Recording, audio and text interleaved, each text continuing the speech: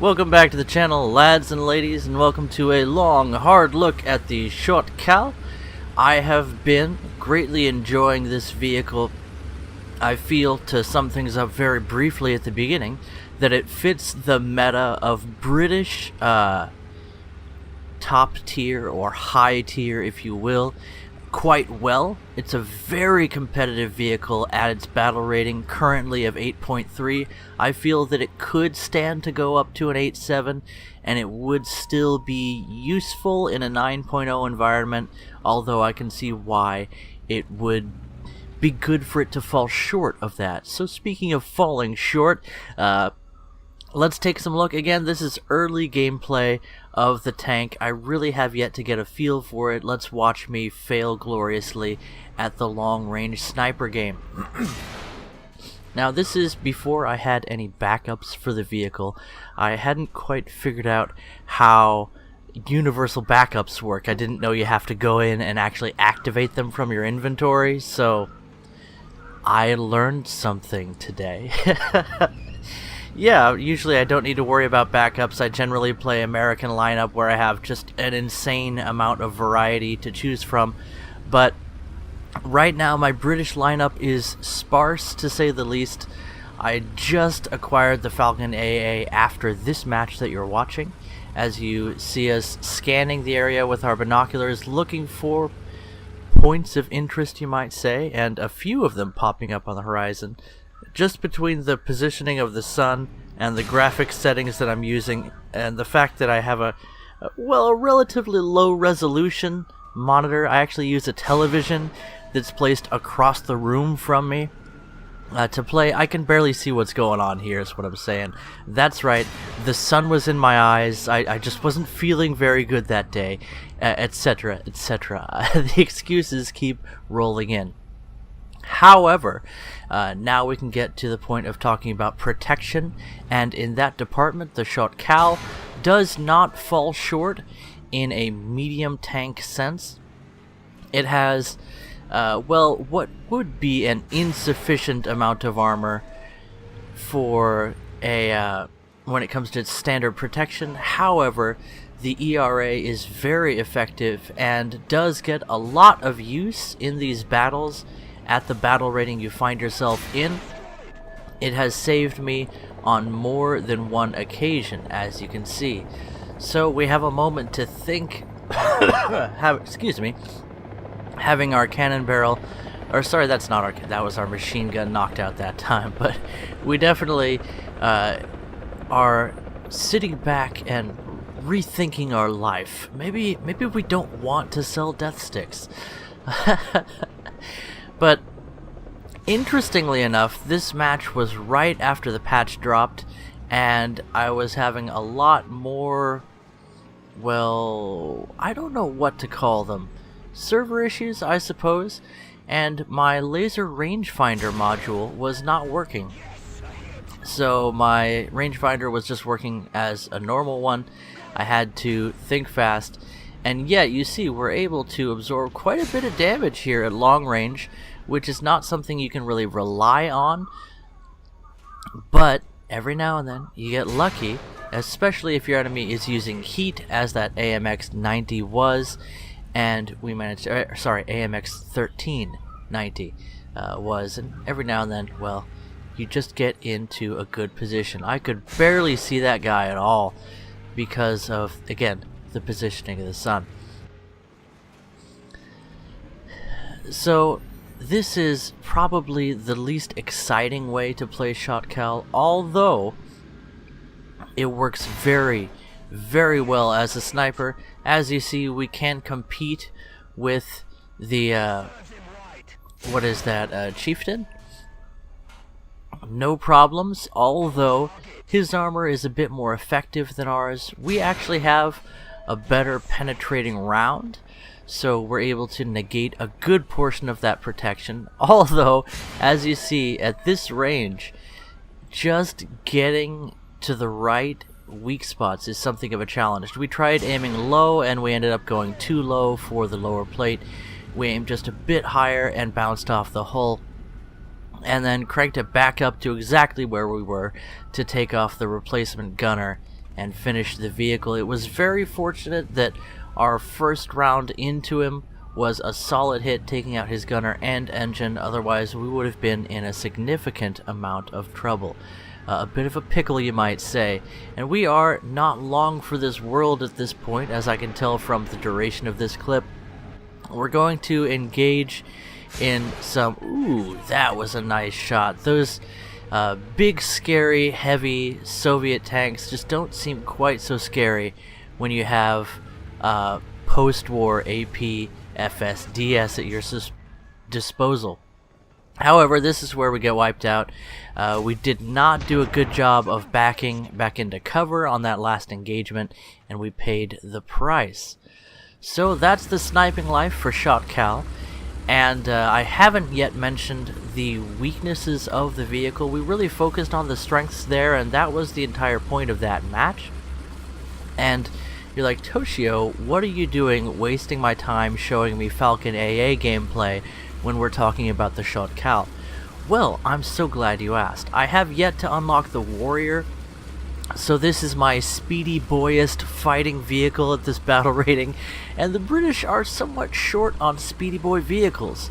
So I'm using the Falcon and very greatly enjoying this new map. I think the Viet Nam map is awesome. I love big maps, especially if they have a variety of engagement modes available.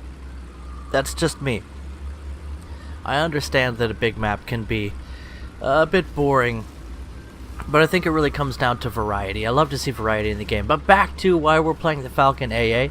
He is a lot more agile than the Sho't Kal, which brings us to the first weakness of the aforementioned MBT, and that is for its battle rating at currently 8.3. Again, I feel it does have the potential to go up, but hopefully it won't, because it's very comfortable at 8.3. My goodness, that audio is loud. I'll have to fix that in post. The Sho't Kal is a bit heavy for Centurion, so even though it gets an upgraded engine, which you definitely feel on the low end, it's a lot more torquey and able to accelerate from low range acceleration quite well, and maintain its speed perhaps a bit better than a regular Centurion on rough terrain. It still falls far short of other vehicles at its battle rating range. Especially in an up tier, you're going to want to play Sho't Kal as a slower tank. Thankfully, this is nothing new to the British tech tree. As I mentioned, they're quite shy on Sanic-style gotta-go-fast mobiles when it comes to mid to high tier, although there are a few notable exceptions, and again, it's another reason for me to go for the Warrior IFV. Here we are, nonetheless, rushing toward a capture point, and the other fast vehicles have already gotten there before us. Thankfully, Falcon AA comes equipped with two very powerful autocannons that, even with the stock rounds, are capable of punching through a lot of the speedy boys you might encounter. RU-251 is still very popular at this tier, as are the ubiquitous Soviet fighting vehicles, which have notoriously thin armor, if they do indeed have some rather deadly armament. Ain't nothing got enough gun depression to win that engagement against an AA. So, there's really not much more to say about our little jaunt in the Falcon, other than take a look at that scenery. I know that this is not the best replay to show that off, but let me just say again, I'm very pleased with the Viet Nam map. Now, things did not end well for us in the Falcon AA, as you can see by the scoreboard there. However, we're definitely in the plus when it comes to spawn points, and we're back into our vehicle du jour. And again, the mobility of Sho't Kal is not the best, but it's reasonably nimble, able to traverse the hull in a reasonable manner. By no means along the same lines as a more modern style MBT, but certainly a very awesome refinement of the Centurion tank methodology. This tank was designed and intended for long-range engagements. Its purpose is reliability, being able to traverse multiple types of terrain with few difficulties, and being able to dispense some of the strongest ammunition that you would see in its day. And in those areas, the Sho't Kal by no means falls short. It definitely has a place in War Thunder, but again, that place is not as a modern style MBT. You could call this the most powerful of the old guard when it comes to, again, Centurion style tanks. So if you were, or if you are a big fan of the Cent, this is a heaven sent design. It's almost like the Israelis built the best form of the Centurion. I feel that's actually quite true. It rings true once again, that old passage from the Bible: I will bless those who bless you, I will curse those who curse you, and through you will all the families of the world be blessed. And has Israel not blessed us with an awesome fighting vehicle in the form of the Sho't Kal Dalet? Now this is, again, one of those vehicles that's in War Thunder that has actually been battle proven. And if you have not looked up the history of Israeli fighting vehicles throughout the various wars they've fought in modern history for their existence, I highly recommend you look up accounts of those battles. You will find a lot of videos on YouTube that have eyewitness accounts from soldiers who fought in the various wars. And I think you will find those extremely informative and entertaining, especially when you keep in mind that the wars that Israel fought were rather intense. You see, Israel's a tiny nation, and why do I mention this during some downtime on the Viet Nam map? Well, things are a little bit slow, so I guess we have some time to talk, and I'm just a huge nerd when it comes to Israel. Excuse me. So I've watched a few videos on the 6-Day War, the Yom Kippur War, and even the what was it called? 1948. What's it called? I can't remember. The War for Existence? Anyway, you will hear accounts of an individual Israeli tank taking on dozens of these Soviet-built export, I guess they would be MBTs of the day, reasonably modern equipment. And it really comes down to, of course, the training of the crew, the psychological conditions of the battle.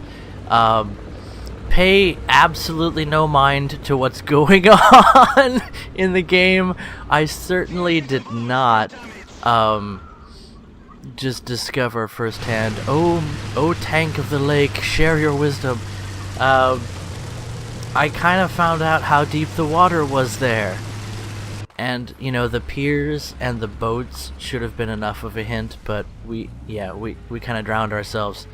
Pay no mind.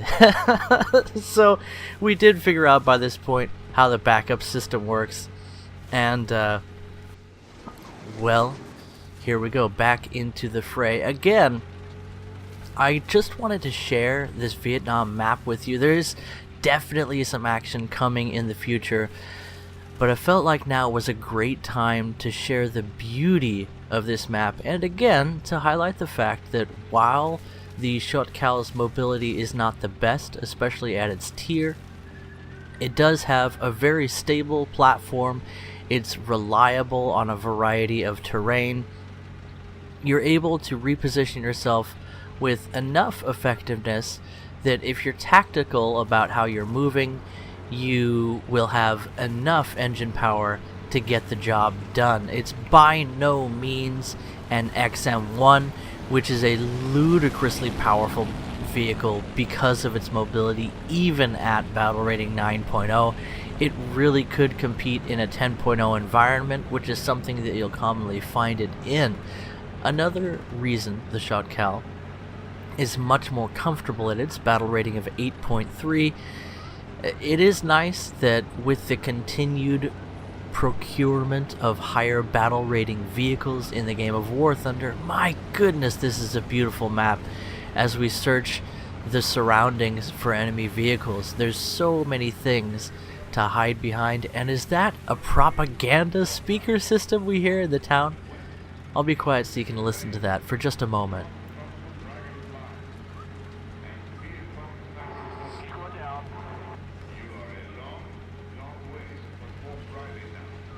You are a long, long way from Fort Riley now. Well, if this is an Israeli tank, they're a long way from Jerusalem. Anyway, this is an awesome map. It's really cool terrain. We are going to look at some more ways of playing Sho't Kal, but I did feel that it was worth it to include, again, quite a hefty amount of this map in the gameplay video today, because I honestly think that this incredible artistic work that Gaijin has blessed us with here, while it may be larger than what some people want, I know a lot of you guys are not fond of large maps, but I think we can all appreciate how gorgeous this map is, how well worked it did. Was that a squeezy boy? Yep. So we just took down an anti-tank rifle armed wheeled armored car. That's the word. Okay. I suppose no less is to be expected of an Israeli tank in Vietnam. Just look at that gorgeous, the lighting, everything. Very nice. I'm glad that I can actually run this map on my computer with the graphics settings that I have. Gaijin has done a lot to optimize the game, and that does have something of a trade-off. There's a few more instances of disappearing tanks because the graphics are culling them out, but then there's, well, just tanks you can't quite see, and you can tell that in the midst of these reeds and swampy ferns and trees, there's quite a bit of cover, both soft and hard, for enemies to hide behind and to be sneaky breaky. Thankfully, I had some team support there to locate that, and we were able to highlight another feature of the Sho't Kal that I have yet to mention, and that is the plethora of aimable machine guns mounted on the vehicle. It's right up there with the best, between the coaxial 30 cal, I believe a pair of 50 cals mounted for the commander and loader to use, and then another roof-mounted semi-coaxial 30 cal for the gunner to use. So quite a bit. As the Leo 2 gets thoroughly balanced by our armor-piercing fin-stabilized round. At 6.7, that medium tank doesn't really belong in an 8-3 match, but, well, under the right circumstances, he could have had us. So, that just about wraps things up for Vietnam. It's a beautiful map. Downside is that you're not going to encounter a ton of enemies, but on account of how large the map is. But thankfully, Gaijin has implemented a system somewhat recently with the last update that the longer you spend in a match, the more RP and silver lions you get out of it. So I'm even more comfortable on one of these large maps. I really feel that it changes up the nature of the game nicely, and it gives you an opportunity to experience War Thunder player versus player matches in a slightly different way. It's nice to see a map that's not just a new color for an old meta. You know what I'm saying? This one definitely has a lot of stealth elements involved to it with all of the cover. And yet, even if someone is playing on ultra low graphics, there's still places for you to hide. So that is definitely something that you don't see on every map. Yeah. And thanks for asking. I actually made some green tea with apple cider, which is just delicious. A lot of people don't know that green tea percolates at a much lower temperature than other teas, so you can use generally hot tap water to make some nice green tea. If the tea you produce is not green, well, you've used too hot of water, and it reduces the flavor commensurately. Also, cheap green tea tastes like grass clippings, but the good stuff has a nice flavor, in my humble opinion. Moving on. Again, we're just looking a bit more, a brief last look at Viet Nam. Things went reasonably well for us in the Sho't Kal, but again, I've said it before, I'm not really a big top tier player, and something I've noticed is the stabilizer is a bit wonky when you're in third person view. When you switch to first person, there you see it, the gun barrel will often be facing much lower than you want it to be. We managed to take down the gunner on that whatever Soviet medium tank, but we have a very difficult time making out his exact position, and that's one advantage the Soviets continue to have. Just as the match is about to end, he bounced one shot off of us, either hitting our ERA or something, and then we track him and the match is over. Now we're teleported to American Desert. Again, the mobility of the Sho't Kal means that we're not going to be the first person to the capture zone, so we'll be playing a more reactive or defensive role here, which is just fine.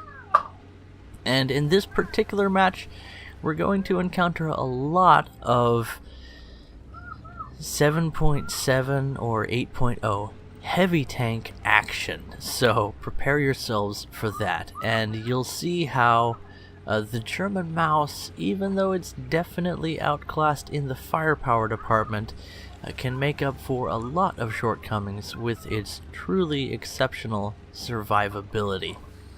So, we'll be into that shortly. For now, we're being very careful to not die on account of we don't have all that many vehicles in our lineup. Taking a shot at that enemy tank that turned out to be dead, as we view ahead of us the American 8.0 Premium, a very solid vehicle.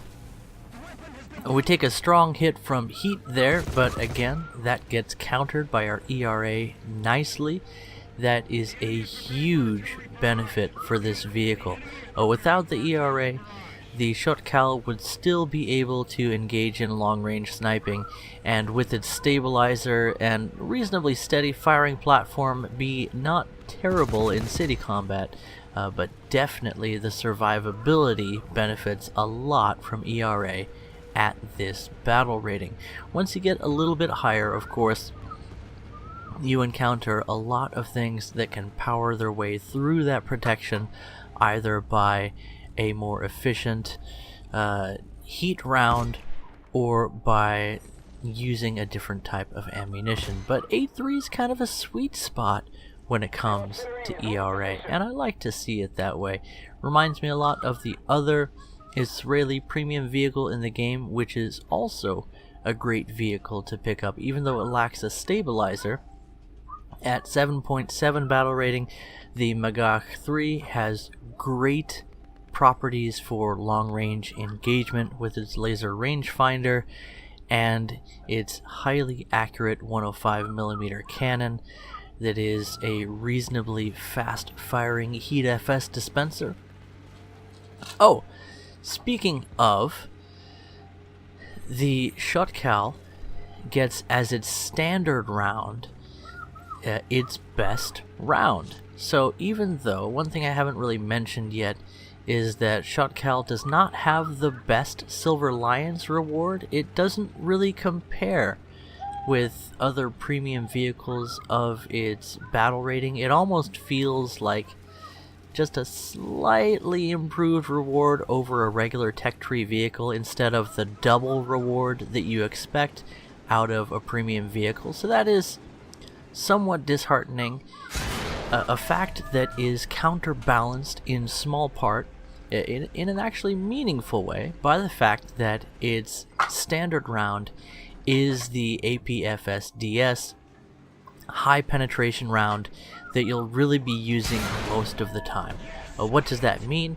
Well, instead of paying 500 Silver Lions or 1,000 for a Heat FS, you're paying 0 every time you take a shot, and that adds up rather quickly.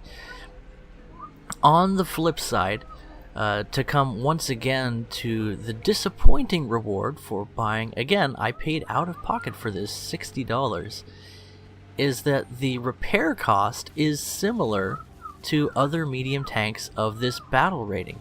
Instead of being, as you would expect for a premium vehicle, half the cost in Silver Lions over a regular tech tree variant.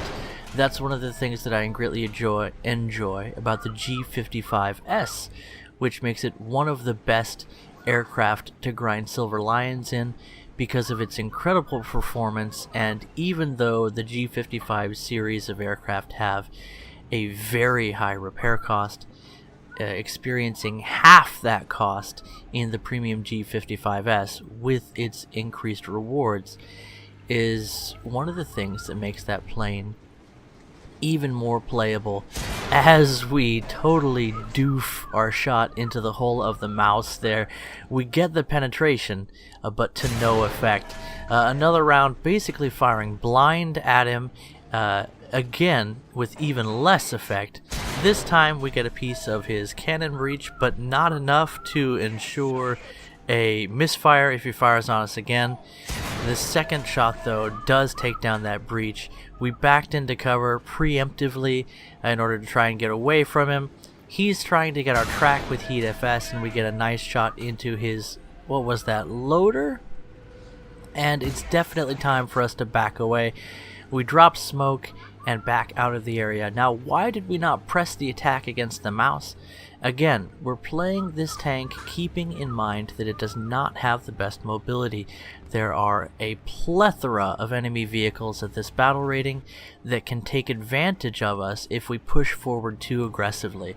So we would have to close a significant amount of distance to get into a firing solution on the mouse. And again, we use our very versatile roof-mounted machine guns to see if there's anyone hiding behind that smoke cover. We drop some cover of our own as we use the smoke system I haven't touched on yet at all. You have two very effective frontal volleys in your main dispensers, and then you also have a smoke mortar launcher that the commander uses to fire individual smoke rounds off to the side of the turret. So you get two volleys of frontal cover that are very effective and conceal the majority of the frontal portion of the vehicle. Very good for retreating from a firing position or covering a flanking maneuver. And then you have several individual canisters, as you see with a lot of the lower battle rating vehicles. That is actually a preferable way in the game of War Thunder of dispensing smoke. You generally don't need a single time 180 burst of smoke as much as you can utilize multiple individual smoke charges. So that's very useful. I'd love to see a feature where the commander could just open his cupola and toss out a smoke grenade by hand. I think besides the fact that that animation would look incredible, could you imagine how cool it would be to see him just lift up the hatch enough to reach his fist out and toss an active smoke canister out the side of the vehicle? That would give smoke cover capabilities to a number of vehicles, but of course that's sort of a silly thing to try and implement. Now we know that there's a mouse behind that building. We saw him go there. M60 is closing the distance. I'm not sure he knows there's a mouse in the area, so we fire, trying to shoot through the building and possibly mark the mouse. We shoot some machine guns in front of the M60, hopefully indicating very rapidly there that there's an enemy behind that building. I'm expecting the mouse to be aiming toward the M60. I get a shot into his transmission, only in time to see that he's actually aiming toward me. And before we can get a reload or a retreat, the mouse shows us what it means to close distance with a monster like that. So excuse these sidebars popping up. This is obviously a replay. I'm actually not able to record with a decent frame rate while I'm playing. It just kills the frame rate. I don't have a top-end PC, although I can experience War Thunder at a decent level of graphics when I'm just playing the game, so I appreciate that. If you would like to donate to my computer fund, there's no way for you to do that. Enjoy the video, completely free of charge. I don't monetize anything in any way at this point. This is just me hanging out with you guys, having a good time. I hope I haven't been too boring here as I share some mostly uncut gameplay of the Sho't Kal. I really wanted to show off the Viet Nam map. I honestly feel I had a blast playing it. I think that it will continue to be an entertaining map into the future. It really has a lot of opportunity to use different aspects of map design in order to utilize your vehicle's tactics and strategies to the full effect. There's a wide range of vehicles that can find a place on that map. I just absolutely enjoy it, and again, it's very gorgeous. So this look at the Sho't Kal also, or Sho't Kal I should say, also was a good look at the Viet Nam map. Apologies if that was a bit too boring for you guys, but we're getting into things that had my pulse pounding at this point. Again, the map could have enemies anywhere here. An American Desert is one of those maps where, as we pull a snapshot on the mouse, we're aiming far too high. Again, the gun, there's something strange about the stabilizer when you're in third-person view, and that's really all I can say about it. I'm not sure exactly what the issue is, but the barrel definitely moves around a lot more than you would want it to, and we just get lucky there as our reload is in time to take down that Soviet speedy boy. Chubbies wants me to open up some jalapeno Cheetos for her here. Are you, do you have a problem with MSG, Guppy? Sorry for the crinkling, guys, but a daddy's gotta do what a daddy's gotta do. If my baby brings me a bag of chips, and then I accept that bag of chips, I just gotta give her some. So again, we see the usefulness of the smoke dispensers here on Sho't Kal pitted against the usefulness of the heat round on the mouse. And this mouse player was good. He already took me down once. He got a beautiful shot on my track with that heat round. Sorry. Words fail me sometimes. It is pretty early in the morning. I just woke up. I had a monster dookie just a minute ago. Thanks for asking. And so if I seem a little bit low on blood sugar, that's why. My apologies. But we're cruising through American Desert here, and it is an American horror story. Can you hear that? Listen. That is the sound of the mouse moving through the map. Is that not terrifying? I'm going to be honest. I'm in an 8.3 battle rating vehicle. I can slice through the mouse's armor like butter. With my APFS DS round. There you go. Have a Cheeto. Yeah, and then I'll turn on this for you. I work for you, don't I? Yeah, I do. You are a cutie, though. You are a cutie. I gotta get through the lock screen. There you go. There you go. Okay, so we got behind the mouse. One shot through the rear does a lot of spalling, and then a second shot aimed to take down the gunner finishes off the vehicle. Mouse has incredible survivability, but from the rear, it definitely has less, especially if it's unangled.